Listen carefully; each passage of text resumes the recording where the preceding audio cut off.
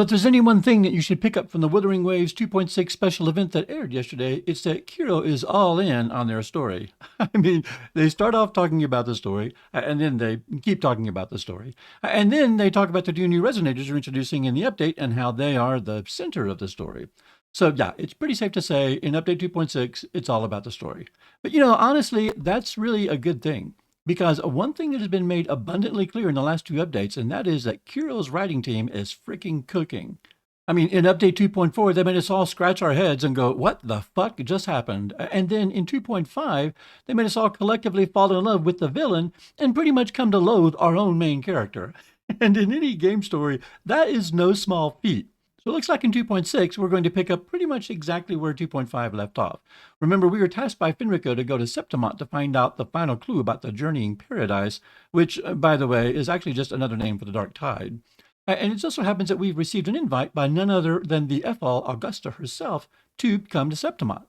She wants us to participate in the Great Hunt, which is apparently this event that happens whenever the Dark Tide is about to manifest in Septimont, and essentially it's where all of the Septimonian warriors head out to the Sanguis Plateaus and get to kill in the Tacit Discords that are being spawned by the Dark Tide. That, at least, is the premise that draws us to Septimont and provides a context by which we'll spend the entire update with first Augusta and then Ayuno. Now, if you haven't done it yet, there's also a new story quest available in the meantime that sort of serves as like a prelude to 2.6. It's called Rust, the Sword, and the Sun. And the quest itself is really just intended to give you some background information for Augusta. It's told in the manner of a choose-your-adventure set of flashcards where you pick different choices and raise arbitrary stats to some arbitrary values for really no reason at all. Honestly, I found it dull and I hated it as a means of story presentation. But if you get past it, you'll be treated to a lovely conversation between Augusta and Ayuno as they sit on the edge of the Capitoline Hill. Two things become very clear in this conversation. One, Ayuno is increasingly worried about the prophecy from Laguna that says, essentially, the end is nigh for Septimont. And two, and probably far more importantly, these two are actually very old friends. And I think the reason that's important is because there's a line in the trailer from Ayuno that seems to imply a rising conflict between her and Augusta. The citizens of Septimont only need to be loyal to Septimont, not her Augusta.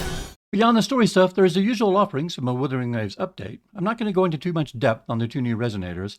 We've known for some time that they were the next ones coming, and there are already content creators out there falling all over each other to create strategy and pulling guides for them. As for myself, well, I wanted from the moment we first saw her in the 2.4 story, so I'm just glad that she's coming in the second half of the update to give me some time to build up asteroids. As for a fiery-haired, two-handed swordswoman that smacks her foes about, well, I've already got one of those, and I like her very much.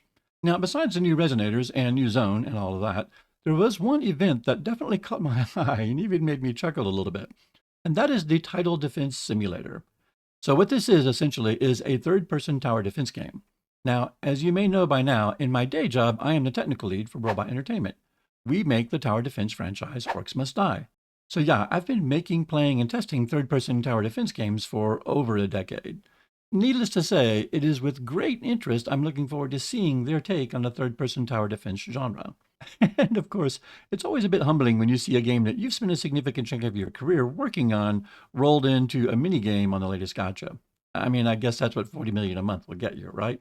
In any event, as always, there's tons to like and not much to complain about coming out in this update. The next chapter in what has been a banger of a story so far, two fantastic-looking new resonators, some very intriguing events, and a slew of optimizations and quality of life improvements. Now, I don't get into the this game is better than that game debate, but between the two gachas I'm currently playing, ZZZ and Wuthering Waves, I will say I'm increasingly spending more and more of my time in Wuthering Waves. If ZZZ is going to continue to earn one half of my gacha playing time, they're going to have to step up their game. Until next time, whatever you're playing, play hard, and cheers.